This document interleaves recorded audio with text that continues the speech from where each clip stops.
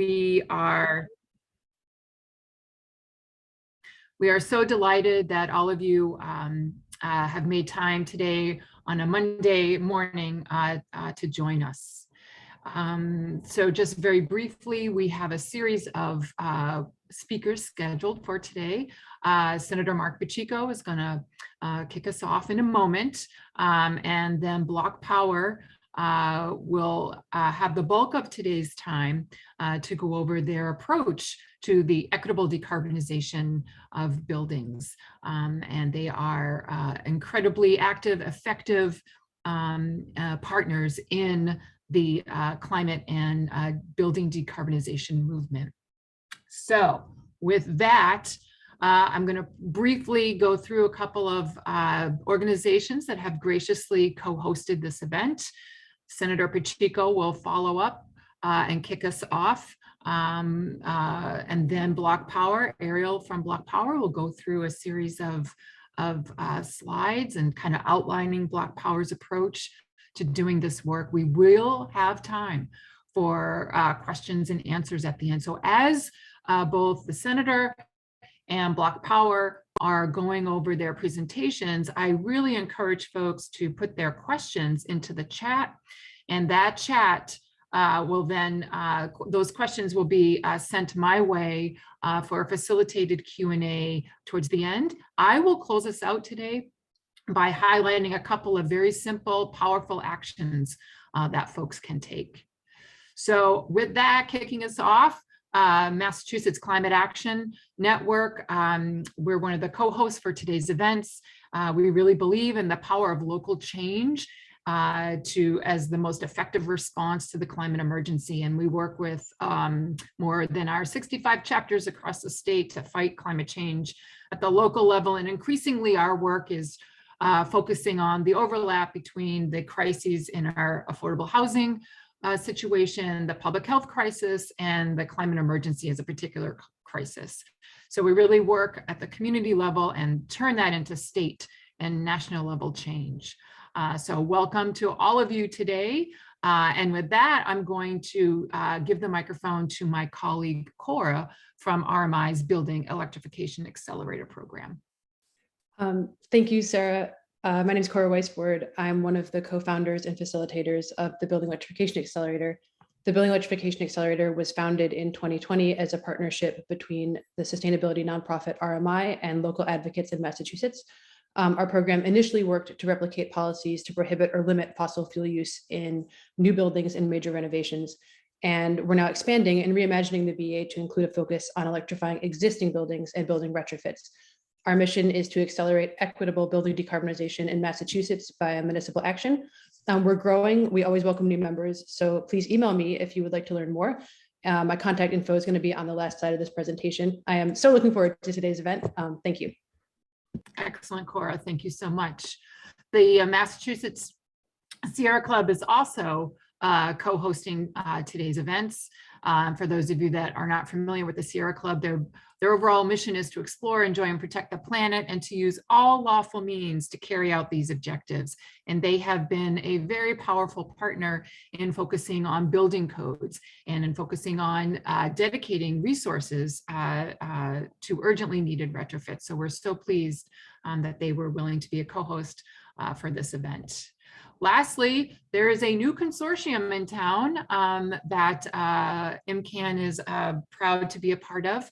And this is the Resilient Energy and Infrastructure Consortium, an ad hoc member-based organization housed at the Greentown Labs in Somerville, which is a kind of an incubation entity for clean energy and clean energy tech startups. The RE and IC consortium really coalesces the climate tech firms with all kinds of partners at the state and local level looking to take concrete actions to address the climate emergency. And the mission is to collaboratively and thoughtfully deploy innovative, holistic, community-centric energy transition projects with an emphasis on distributed energy projects. And it's a new consortium, brand new, founded in 2021. So we're so pleased that the consortium was willing to be a co-host today. With that, I would like to introduce our kickoff speaker, Senator Mark Pacheco. The senator represents First Plymouth and Bristol districts. He currently serves as the vice chair of the Joint Committee on Telecommunications, Utilities, and Energy, and was the founding member of the Senate Committee on Global Warming and Climate Change. And Senator Mark Pacheco has been a steadfast advocate for getting resources really focused on reducing emissions very broadly, but very specifically in the buildings sector. And with that, I am going to stop sharing my screen.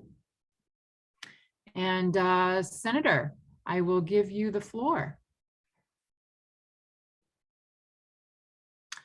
Oh, the senator is not yet here, I am told. Okay. I was told by his staff he had connected. All right. I am going to propose, Ariel, that we start off with the BlocPower presentation. And if the senator joins at some point, oh, pardon me. I'm going to admit the senator right now. Here we go. Just in time. All right, Senator Pacheco, if you can hear me, the floor is yours. I'll just give him a moment to get organized. I appreciate everyone's patience.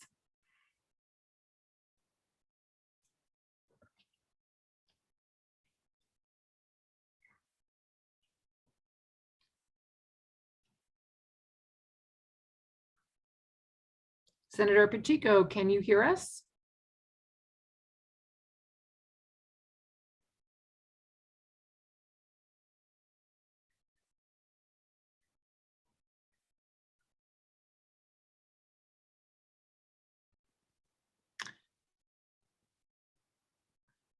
I suggest that actually, Cora, we introduce BlocPower. Yes, that sounds great. Okay, great. So it's my honor to introduce the BlocPower team. I'm excited to introduce Danelle Baird and Ariel Kalishman-Walsh from BlocPower. Thank you both so much for joining us today. So by way of introduction, BlocPower is a Brooklyn-based climate technology company that's greening American cities. Since its founding in 2014, BlocPower has completed energy projects in over 1,200 buildings. The team works to create jobs for local low-income workers, energy savings for building owners, to reduce carbon emissions and asthma rates, and provide financial returns to investors. In 2021, BlocPower announced a historic partnership with Ithaca, New York, to decarbonize 100% of the city's buildings, the first such project in the United States. Danelle Baird is the CEO and founder of BlocPower. Danelle is a graduate of Duke University and Columbia Business School, where he was a recipient of the Board Fellowship and a recipient of investment from the Lang Fund for Entrepreneurial Initiatives. He spent 4 years as a political community organizer and more than 2 years managing a national initiative to leverage energy efficiency investments in underserved communities using funds from the American Reinvestment and Recovery Act. He serves on various boards, including the New York Federal Reserve Bank Advisory Board and on the board of Northeast Energy Efficiency Partnerships. Ariel Kalishman-Walsh is the Director of Enterprise Partnerships at BlocPower. Ariel works with municipal, utility, and corporate partners who have climate equity and justice goals that align with the outcomes of BlocPower's work. Ariel has worked in impact-driven roles across multiple industries, including sustainable food, ESG investing, and harm reduction for her entire career. She has an MBA in sustainability from Bard College and a degree in philosophy from the University of Texas at Austin. Thank you again for joining us, and I'll let the BlocPower team take it from here. Thanks so much. And I know we're just juggling, but I see that the senator joined again. Do you want to, Sarah, I know his schedule may be more constrained than mine. Do you need to jump back to his intro? That's wonderful, Ariel. Thank you for being so flexible. Of course. Okay, I know, Senator, I saw both you and Scott enter the room. Would you like to give your opening remarks? It would be great to hear from you.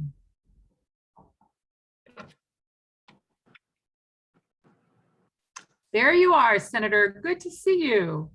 Nice to see you, and I'm sorry I am running from meeting to meeting and trying to make sure I have the opportunity to talk with everybody on this particular, meeting.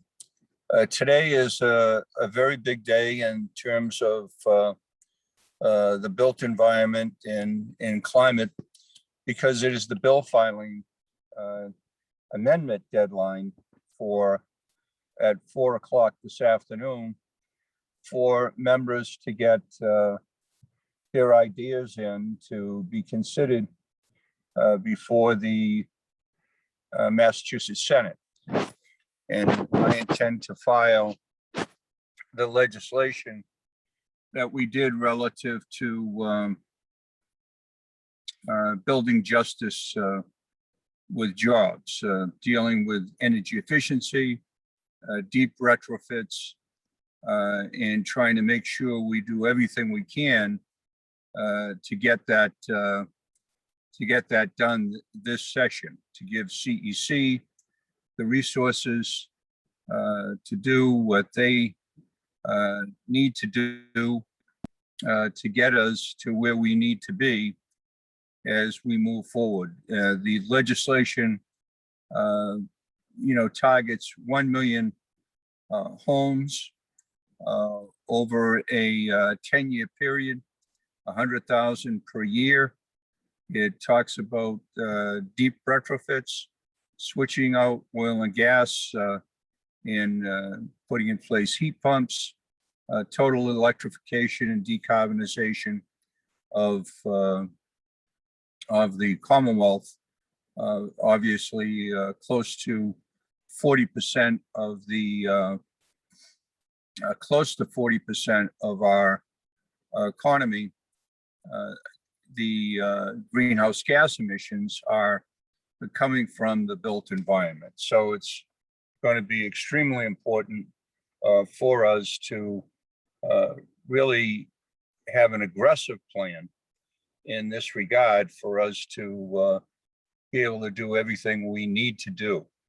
I have studied what Ithaca is doing in New York and the tremendous work that BlocPower has been doing as well.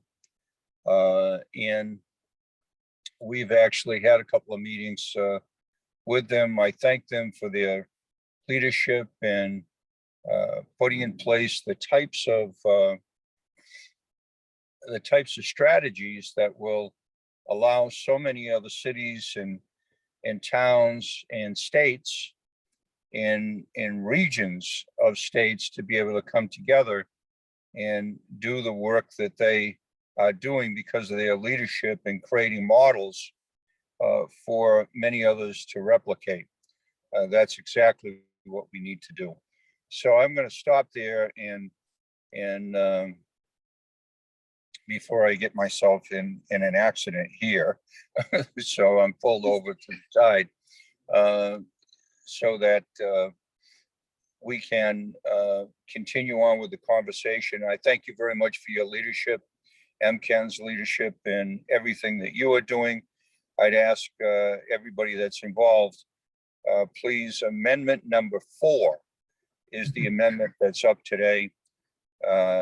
When the legislation comes up for debate on Thursday, that's the amendment number 4. We'll be concluding the filing of that later on today. Thank you. Thank you so much, Senator Pacheco. Drive carefully, and thank you for joining us today. Your leadership is so important for meeting our emissions goals and for ensuring the health and safety of the Commonwealth. So thank you for joining us today. And with that, I will turn the microphone back to you, Ariel, and you should have sharing screen privileges, and you do. Excellent. Great, let me just get into the presenter view and we'll get started. Thank you so much, Sarah and Cora. Thank you, Senator. It's really a pleasure to be here.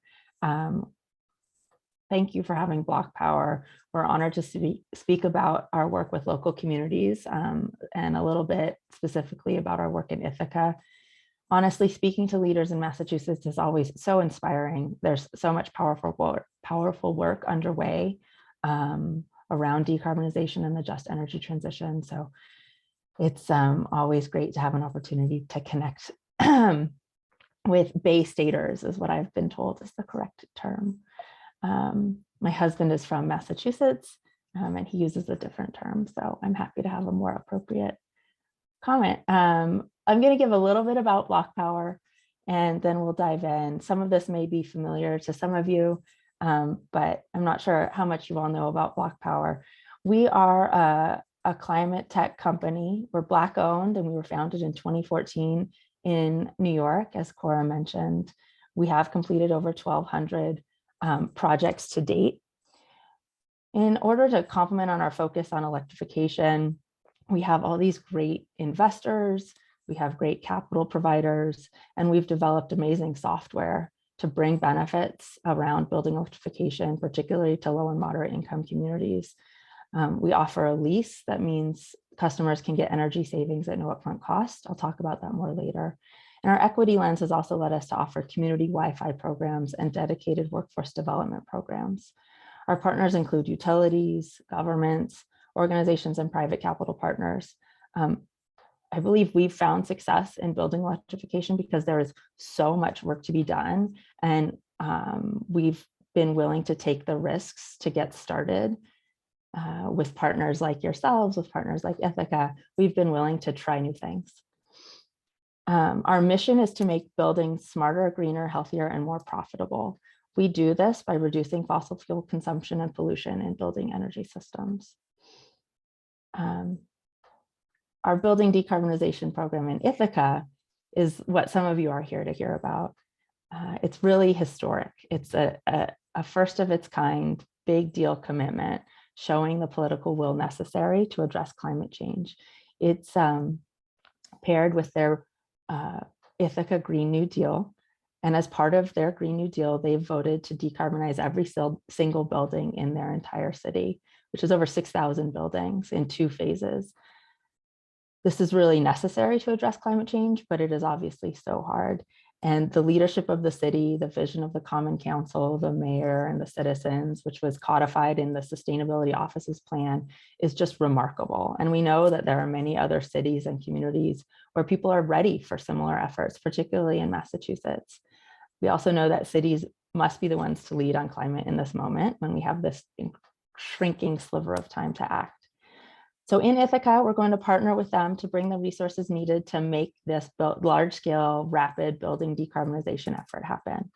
We have a turnkey approach where we partner with local contractors, local community-based organizations to deliver building electrification, workforce development. We also bring low-cost project finance capital to underwrite these projects through our novel lease. And we also have expertise in large-scale program delivery. So together with Ithaca, we're going to address emissions, create jobs, and make it affordable and accessible by using scale to keep costs low. Part of why we were selected in Ithaca is because we're reframing the just transition to prioritize historically excluded communities, which is really necessary. Many of us here on this call are aware of how the benefits of solar adoption have largely accrued to the already wealthy. And we want to make sure that with building decarbonization, the same bias does not occur. So we've designed our offering to center the needs of historically disinvested communities, which is really a break from the typical adoption curve, which is what happened with solar, where starting with those with resources available to expend allowed them to capture the benefits first of new technology. We want to start by centering these solutions of building decarbonization on those who are facing the highest energy burden and the most negative health impacts of using fossil fuel burning appliances in their homes. And so our solutions for building owners are pretty varied. I'll talk a little bit about that in describing how we deliver turnkey services. Some of you on the call may be intimately familiar with what it takes to decarbonize your individual property, because maybe you've actually done it. If you are familiar with it, you must know about the inefficiencies in the marketplace. It can be very, very hard for an individual property owner to pull out gas and oil burning appliances from their homes, even if they know about the newest technology and all electric appliances, which is an if. Even with all of the news right now, it's an if. But assuming they do, they still have to navigate securing a contractor who will do this, making sure they have the right sized equipment and design for their home or building, purchasing the equipment. If they don't have the upfront capital, they need to secure financing for this. They need to navigate local permitting requirements. This really sort of morass of stakeholders that they have to navigate is very fragmented, and it drives up the cost and time, neither of which we have when we need to decarbonize 125 million buildings in the whole country. And it really is a huge barrier for property owners. So what BlocPower has done is become a one-stop turnkey solution for building owners, where we work with local partners to streamline building decarbonization, from engineering and sizing with our software to construction contractor management and equipment purchase, incentive navigation, utility and local government incentives and permits. And finally, we also provide that lease financing. This streamlines projects immensely. It lowers the timeline for the projects and it reduces the costs, allowing the scale and speed necessary for us to achieve what we're going to in Ithaca and in other communities that we're working with. Our lease is novel as well. We developed a lease that I know that in Massachusetts, there's the heat loan, which is so fantastic, but can also be difficult to navigate to for some property owners, particularly multifamily, multi-owner properties. And I believe there are some communities who are not served by the two IOU utilities who don't have access to this. So in Massachusetts, BlocPower has a lease offering that can work with a variety of property owners in different geographies. And it's what we're providing to Ithaca property owners, New York City property owners, Oakland, DC, the Southeast, the Midwest here in Colorado, where I am.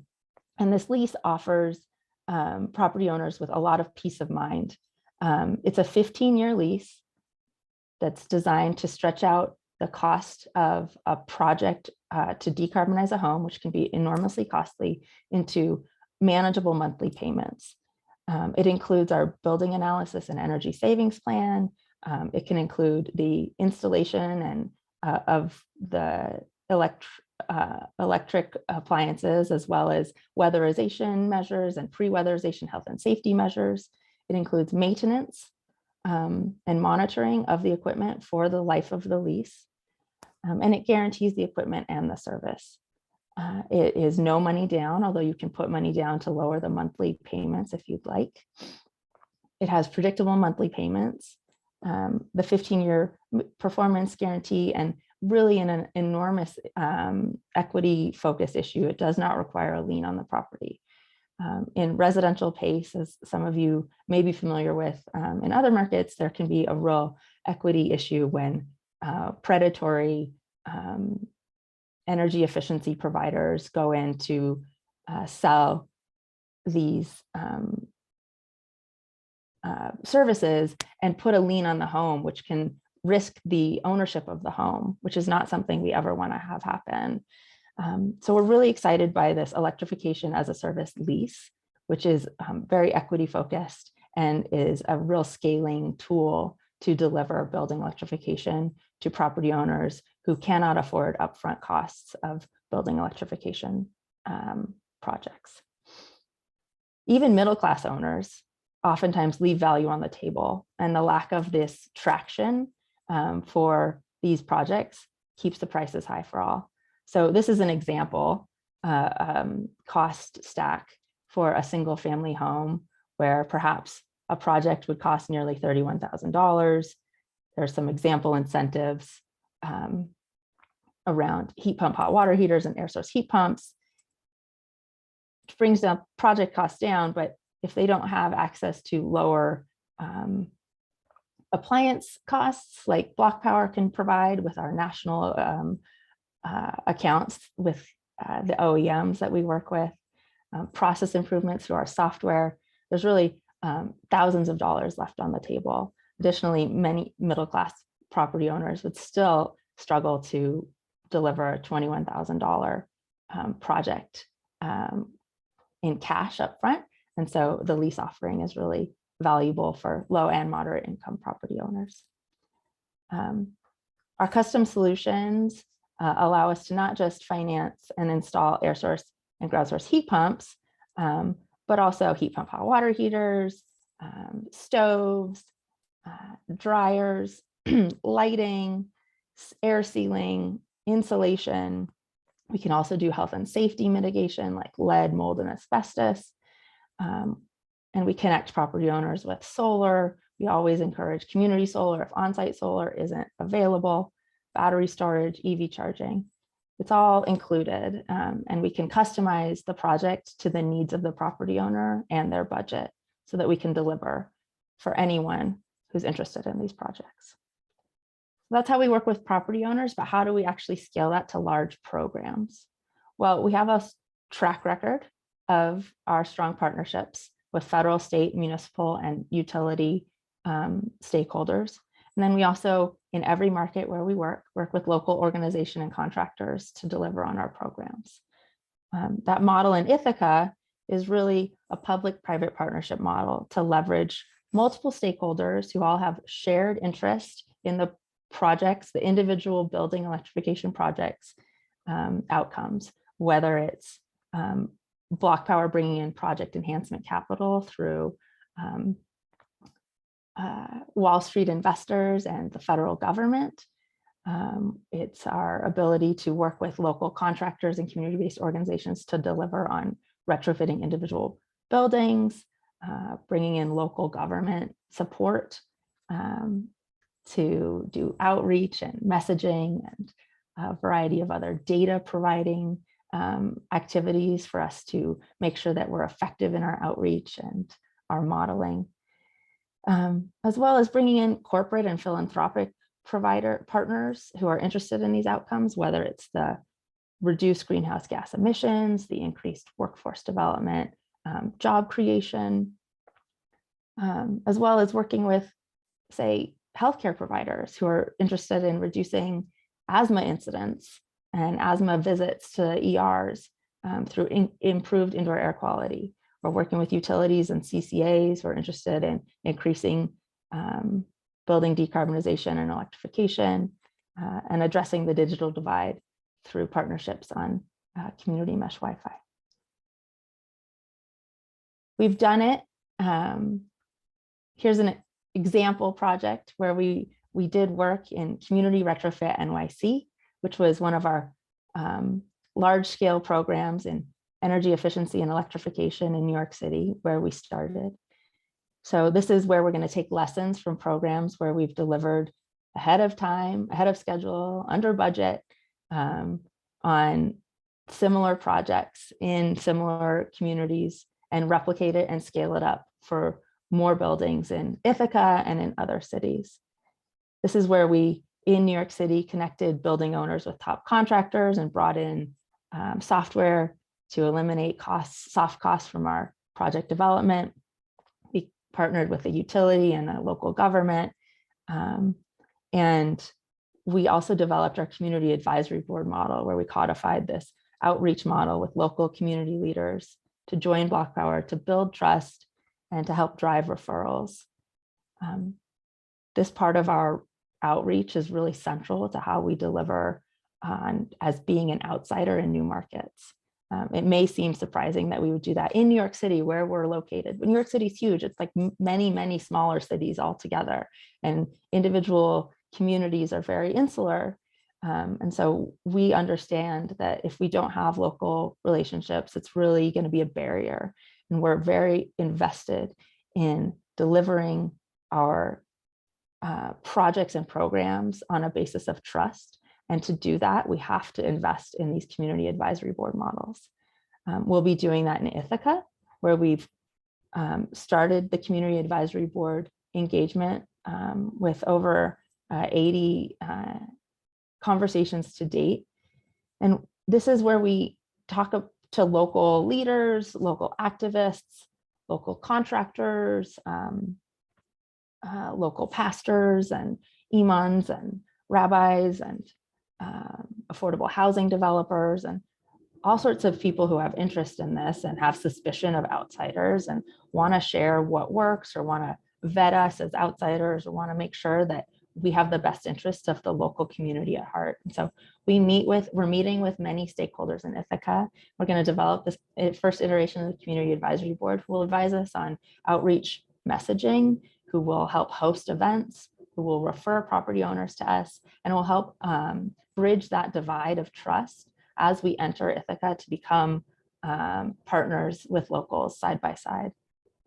And this is what we do in all the new markets where we enter. One of the other things we do when we enter new markets is develop our software, extend our software tools to reduce the soft costs of analyzing buildings and developing projects on individual building scale. So our software and data teams start by estimating the mix of technologies that are needed in an individual market and at what scale. And they model what the impacts will be of based on different adoption rates, whether that's greenhouse gas emissions or what sort of job creation we'll need to do in a market to support that sort of adoption rate. And they also help us connect with local stakeholders to ensure that the underlying infrastructure can keep up with these changes at scale. The same data that we're using to model properties on a large geographic scale through our block maps is used on the front end to better engage with local property owners and customers to streamline their experience. So this is something that helps us scale our program and serve policymakers and program designers of other cities who are interested in understanding building decarbonization at scale and the impacts that it can have.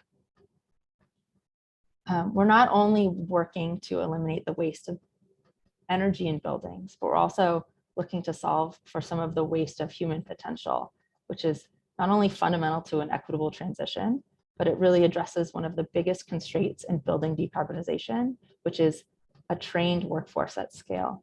So in New York City, we have the BlocPower Civilian Climate Corps, which is using support from the American Rescue Plan and in partnership from the New York City Mayor's Office, where we've trained over 1,000 individuals from communities adversely impacted by gun violence in green jobs like heat pump installation and solar installation and training in other energy efficiency measures. We really see that pairing workforce development with scaled building electrification software and services is a magic combination that's needed. As Senator Mark Pacheco was mentioning, all of these issues need to come together. It's not just the technology, but it's also the jobs that are needed to deliver on the technology installations.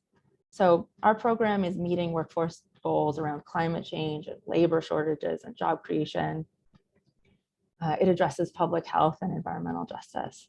We really see that workforce development is so key to the just transition.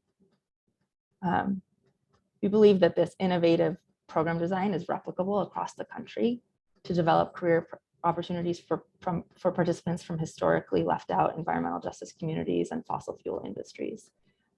Providing wraparound career and support services really ensures success.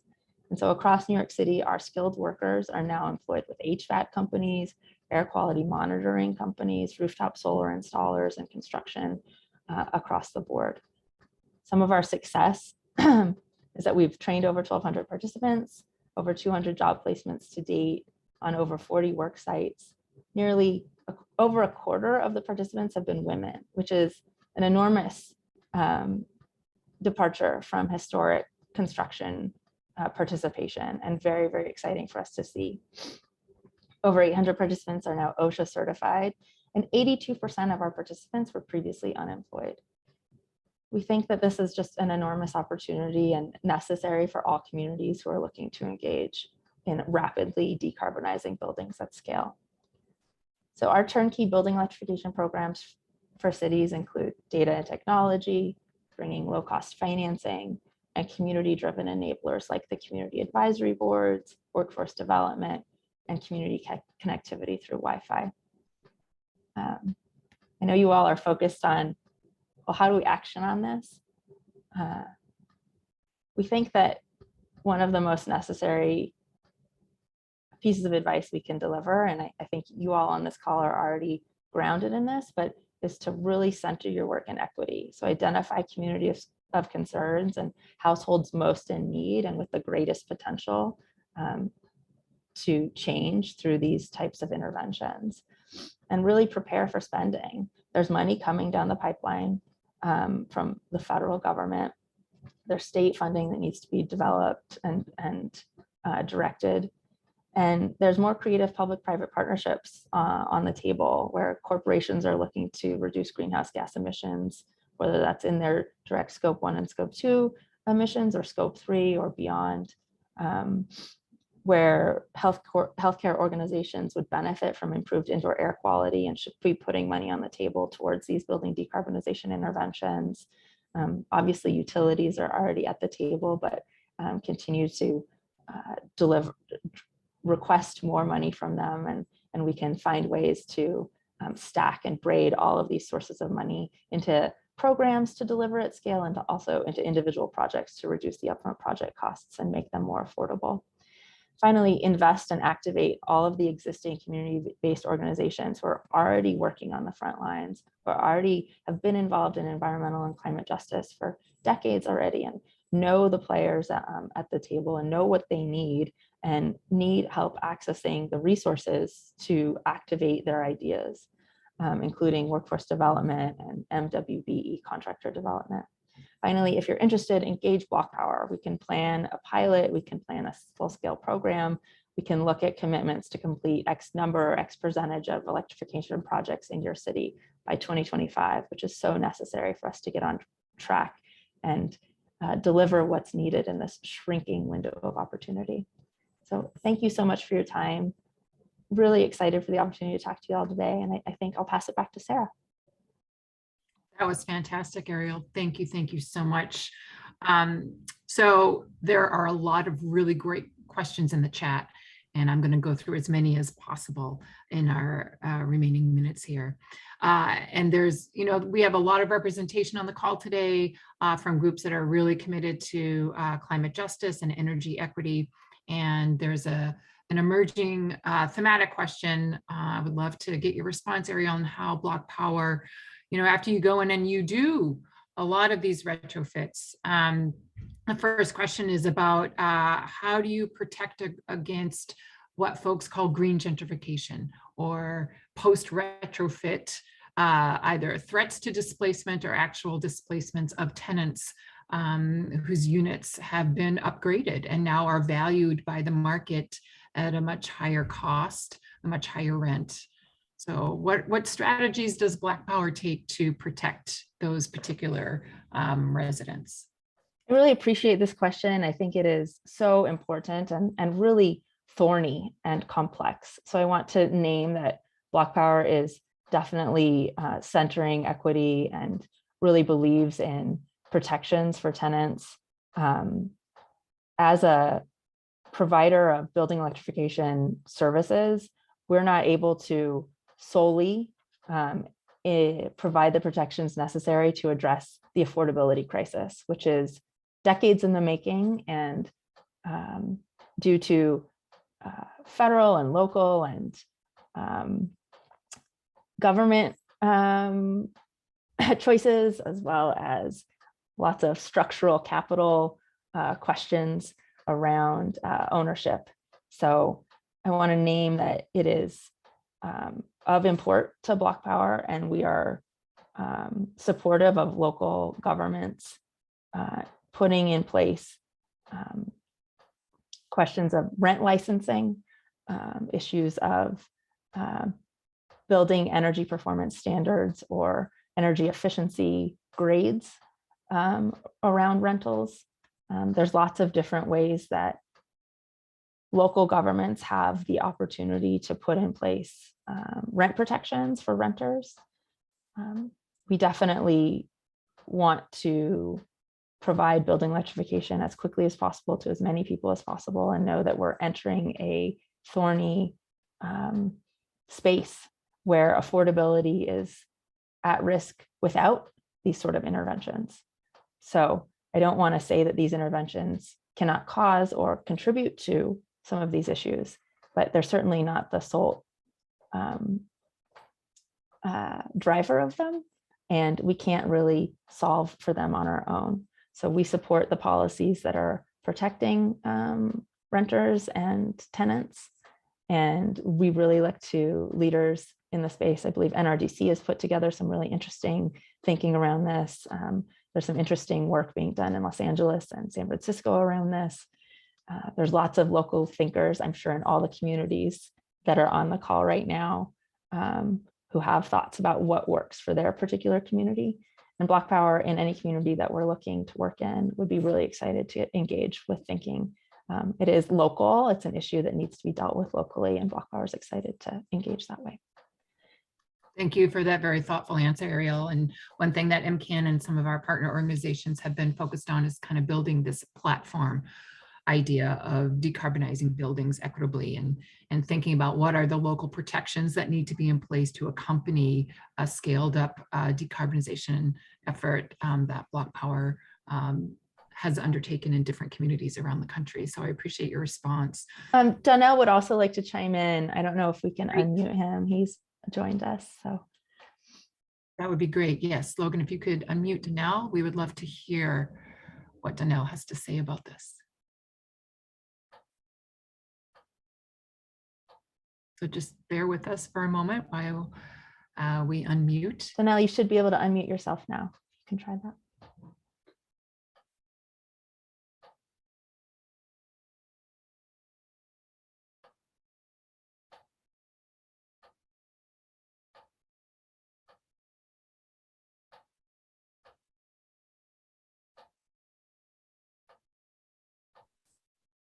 So just bear with us for a minute.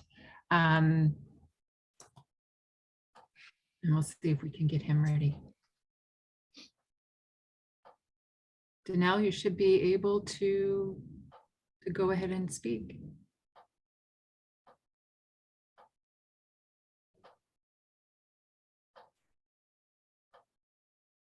Okay, well, we will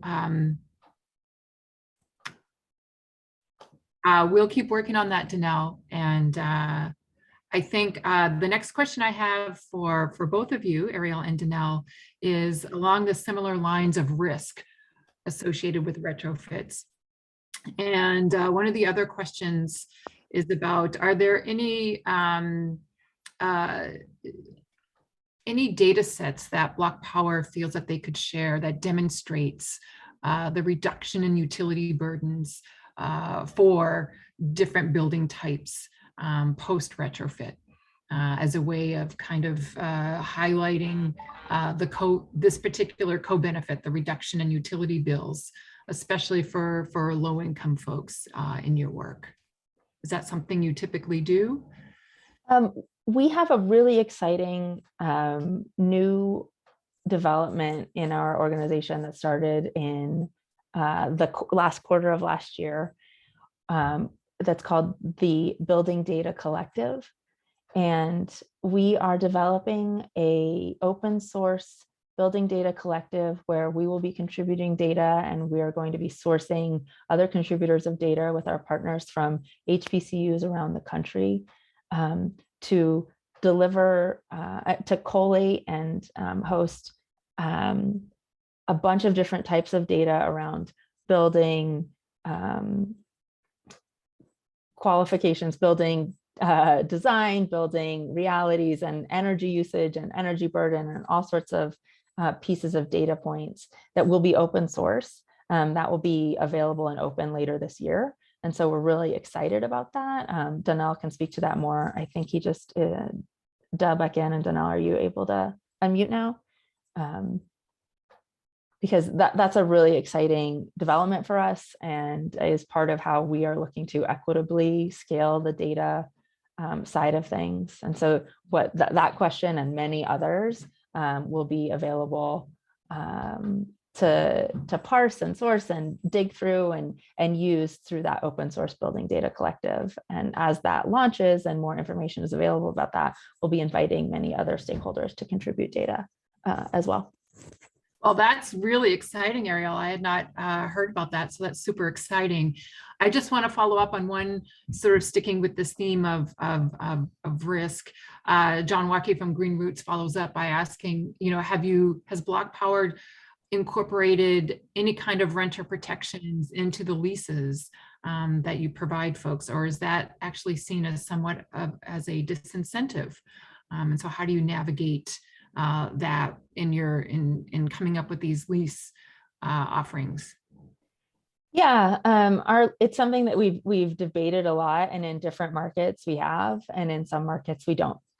So it depends on the local markets. We have different leases custom to every geography because there's some local protections and different rules. And of course, state laws that require us to customize our lease to be compliant. And those sort of protections are something that, depending on the market, can or cannot have a chilling effect on our sales. We are definitely invested in those protections and support, as I mentioned, local policies around that. And it's something that we do have in some markets. Yeah. Okay, fascinating. Thank you, Ariel. Another question asks, has BlocPower retrofitted any schools? Yeah, exactly, right. And are there case studies that people could find? And then in addition to focusing on schools, there are other building types that actually have a whole other set of constraints and opportunities, including townhomes and condos, cooperatives, housing cooperatives, and then like large multifamily projects, 50 units and greater. And just kind of a brief lessons learned around working with each of those building types would be lovely. Sure. I don't think I can do a brief lessons learned on that, but I will say we work with all of those building types, and as well as single family residential, multifamily residential, including the smaller 5 to 9 unit multifamily and the medium sized ones, and then that larger scale. We work with townhomes. We work with a whole variety of community buildings and churches and schools and small businesses and medium-sized businesses. So we have a real rich set of data ourselves from the projects we've completed and lessons that we've learned around the different types of property owners and motivations and constraints. So I don't think I can give particular lessons. I will say they all require their own approach and delivery. They benefit from great local contractor partners, and they, all have different requirements in terms of the particular ECMs that are needed to achieve their goals. So we're really excited to be able to work with such a breadth and variety of types of buildings, because every community where we enter, there are more than just one type of building. And so it's really important to be able to have that flexibility and to know what is transferable, and then to not be delayed or blocked by the things that are novel to each building or a new building type. Yes, excellent. Thank you, Ariel. Another question asks about the pre-weatherization work. And so oftentimes, right, homes and multifamily unit projects have either deferred maintenance or existing hazards, legacy hazards and code violations that need to be addressed before the retrofit begins. And I was wondering if you could talk about you know, how BlocPower engages in that part of the work. Yeah, since we do work in historically disinvested communities, we do encounter a lot of properties with deferred maintenance and a variety of pre-weatherization, health and safety issues. And so we've worked on properties where, you know, lead or asbestos or mold are present and have to be addressed. We've worked on properties where we needed to, you know, do roof repairs to bring a property up to code so that it could be permitted for an HVAC conversion. We've even done foundation work sometimes. So we find that our flexible lease offer, which can be used to finance all of these types of interventions, whether it's an actual, as long as it's paired with some appliance electrification, is really just enabling to property owners who want to engage in these upgrades, but haven't been able to navigate all of the permitting and find equitable financing in order to do it, and to find a single contractor or a single project developer who would manage all of the contractors necessary to braid together the solutions that they need. So we also, as I mentioned before, stack incentives, and we're really happy to help a property owner navigate that paperwork as well, because it can be difficult and onerous and a barrier. But that's how we've addressed it in the past, and we'll continue to. Okay, excellent, wonderful. Thank you, Ariel. There's a larger theme emerging in the chat as well around how BlocPower measures and evaluates success, and you touched upon that in your presentation. So I'm wondering, a lot of the questions relate to, you know, are there some, obviously there are consistent metrics across all projects, all retrofit projects. Do you provide templates for working with communities about what specific criteria that you want to be able to demonstrate successfully post retrofit? And if so, are there any other criteria that are kind of unique to certain kinds of communities that you work with? You know, every community has unique drivers of success, and we're really flexible and able to work with them as we set up the program and the metrics that we'll be tracking. All of our projects include IoT and ongoing M&V. So we are tracking the performance of our installed equipment and measuring the actual impacts in terms of energy usage, energy saved, greenhouse gas emissions averted. So those are obviously huge metrics that are consistent across communities. Other things that are more related to our workforce development include workforce trainings, outreach, number of jobs created, and some less sort of tangible or tangible, but not as direct to events, but events held, and sort of, you know, the community engagement aspect is also part of some of the metrics and measures that different communities that we're engaged with are interested in. For example, there's a city in California called San Luis Obispo that we're working with, and really they're very invested in the development of the community advisory board, and that's like actually itself one of the metrics that they're tracking is who we're engaging with and how and in what manner everybody's being invited. And it's really exciting to talk with them about that, to ensure that the entire community is being represented in an equitable and measured and balanced way. So yeah, really flexible about it, but definitely those greenhouse gas emissions and jobs created are super important. It seems like to us across communities. Yeah. Excellent, Ariel, thank you.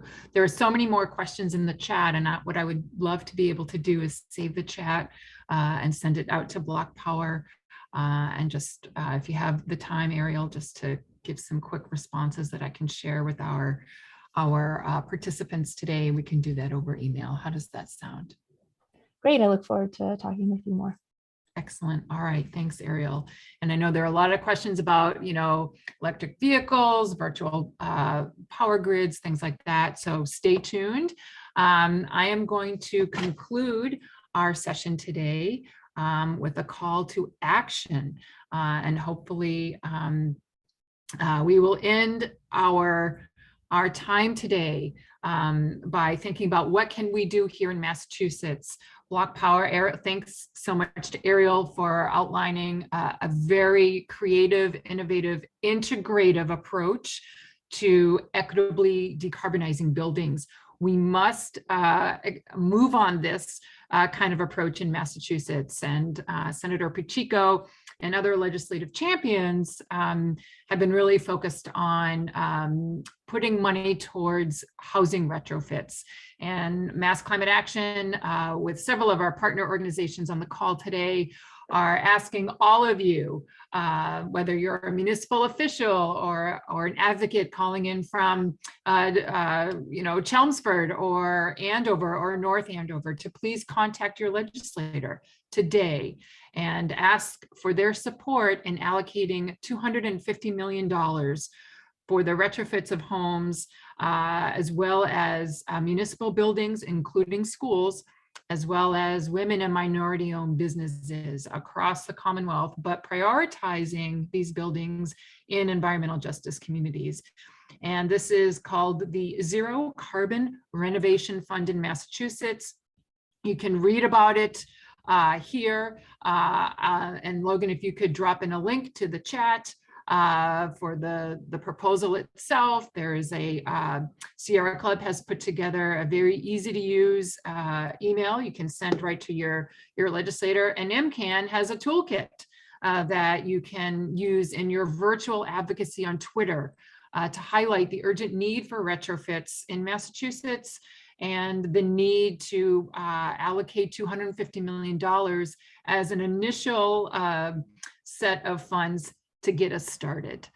So with that, I'm going to stop sharing my screen. I do want to give a big thank you to all of our co-hosts today, RMI, RE and IC, the Consortium, the Sierra Club, and a really big thanks to BlocPower for their time. You all are making it so clear that climate justice is the foundation, equity is the core of achieving retrofits that ensure protections for people, reduce emissions, and protect our health. And yes, there are lots of questions about the Zero Carbon Fund. I will follow up with more materials to everyone who's been on the call today with the recording, a link to the recording, as well as all of the action resources that you need, including our slide deck. Thanks to BlocPower for joining us today. Your leadership is inspiring for all of us here in Massachusetts. And we look forward to connecting more consistently with BlocPower and all of you on this call today for the rapid, equitable decarbonization of our buildings. So thank you all.